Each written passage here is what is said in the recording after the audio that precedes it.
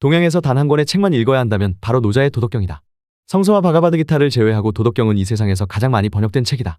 1000권 이상의 주석서가 있다고 하며 영어 번역본만 100종이 넘는다. 도는 길, 방향, 나아가는 길 등을 의미하고 덕은 개인의 힘, 미덕, 성실성, 정신 등을 의미한다. 중국어로 경은 고전을 가리킨다.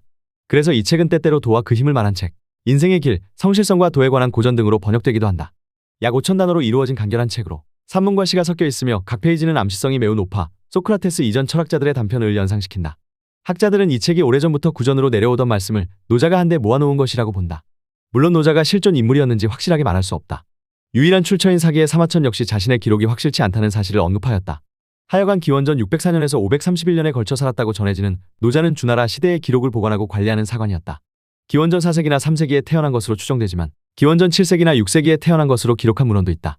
최근에는 도덕경이 여러 저자들에 의해 집필되었다는 연구들이 나왔다. 노자의 생애에 전설적인 요소들이 얼마나 많이 섞여 있는지는 그의 나이가 160살이 넘었다는 기록에서도 짐작할 수 있다. 어느 날 늙은 현자 노자는 지방 귀족이 나라를 운영하는 방식에 신물을 느낀 끝에 관직을 버리고 고향을 떠나 산의 은둔에서 살기로 결심했다. 은둔의 삶을 찾아가던 노자를 성문지기가 붙잡고 떠나기 전에 가르침을 남겨달라고 청했다. 성문지기는 노자가 떠나면 그의 지식도 모두 함께 사라질 것을 염려해서 그에게 책을 한 권 써달라고 간청했다. 노자는 그 청을 들어주고 나서 그곳을 훌쩍 떠났다.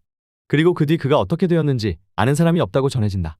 지식을 일종의 통행세처럼 지불한 이 일화 속에서 동아시아 철학의 가장 중요한 저서에 속하는 도덕경이 탄생했다. 이상은 중국의 역사가 사마천이 기원전 100년경에 쓴 사기에 실려있는 내용이다. 중국의 옛 성현들이 그랬듯이 노자도 역경을 통달하고 있었다. 따라서 노자는 역경의 문체를 흉내내서 도덕경을 지었다. 모두 81장으로 이뤄진 도덕경은 정치, 철학, 개인의 미덕에 관련해서 우리가 알아야 할 모든 것이 담긴 책이다. 노자가 산에서 어떻게 살았는지 알 수 없지만 도덕경은 그의 삶을 짐작해볼 수 있는 유일한 책이다. 또한 도덕경은 도교의 첫 경전이기도 하다. 도교는 고대 중국에서 가장 정적인 철학으로 자연의 흐름에 따라 삶을 살라고 가르친다. 이런 삶을 위해서는 길을 뜻하는 도에 맞춰 우리 마음을 가다듬을 수 있어야 한다. 노자의 시대의 중국은 이른바 춘추전국 시대였다. 세습 귀족들이 거대한 중국 땅을 작은 영토로 분할해서 지배하며 끊임없이 전쟁을 벌였다. 그야말로 혼돈의 시대였다. 따라서 철학자들은 개인적 차원에서나 정치적 차원에서 좋은 지배관계가 무엇인지 생각하는 데 골몰했다. 이런 와중에 태어난 도덕경의 가르침은 인간과 관련된 모든 부분에 적용된다. 그러나 도덕경은 국가, 기업, 가족을 운영하고 우리 삶을 꾸려가는 데 필요한 교과서로도 읽혀질 수 있다. 야심에 찬 정치가들에게 노자는 이렇게 충고한다. 큰 나라를 지배하는 것은 작은 물고기를 요리하는 것과 같다. 덜 간섭할수록 더 낫다. 작은 물고기를 요리하기란 정말 까다롭다. 너무 만지작거리면 물고기가 너덜거려 먹을 것이 남지 않는다. 따라서 작은 물고기는 그대로 요리하는 것이 가장 좋다. 한두 번 정도 뒤집어주면 그것으로 충분하다. 혼자서 지글지글 맛나게 구워질 테니까. 노자의 조언은 거의 이런 식이다. 도덕경에서 노자는 선을 행하는 가장 좋은 방법은 아무것도 하지 않는 것이라 반복해서 말한다.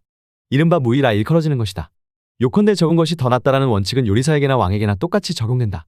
덜 깎아낼수록 위대한 조각가이다. 이 아포리즘은 중국에서 두 가지 뜻으로 해석되기도 한다. 중국어로 깎다를 뜻하는 치가 다스리다는 뜻도 같기 때문이다. 그렇다고 노자가 게으름을 옹호한 것은 아니다. 우리에게 무저항의 길을 택하라고 가르치는 것도 아니다. 정확히 해석하면 무의는 지나치지 말라는 뜻이다. 도를 따를 때만 성취할 수 있는 것이다. 그런데 도가 무엇일까? 지독하게 열심히 노력하지 않으면 어떻게 도를 따를 수 있을까? 노자에게 이렇게 질문하면 무엇이라 대답할까? 아마 노자는 이렇게 대답했을 듯 싶다. 도를 따르는 것은 본능적으로 깨우치는 것이다. 심사숙고해서 얻어지는 것이 아니다. 역경에서 영향받은 까닭의 도가 사상가들은 모든 것이 변한다고 믿었다. 영원한 것은 없다. 일정한 시간이 지나면 모든 것이 정반대의 것이 된다. 예컨대 낮이 밤이 되고 여름이 겨울이 되는 것과 같은 이치이다. 따라서 실패가 있은 후에는 성공이 따르게 마련이고 젊음을 누렸으면 노년을 맞아야 한다. 어떤 상태가 극점에 이르면 그 상태를 대체하기 위한 정반대의 상태가 이미 모습을 갖춰가고 있다. 노자는 이런 철학을 이렇게 요약했다. 발끝으로 서 있는 사람은 안정되게 서 있을 수 없듯이 큰 걸음으로 걷는 사람은 발을 빨리 놀리지 못하는 법이다. 도가 사상가들에게 지혜는 이런 변화 속에서도 균형을 유지하는 것이었다.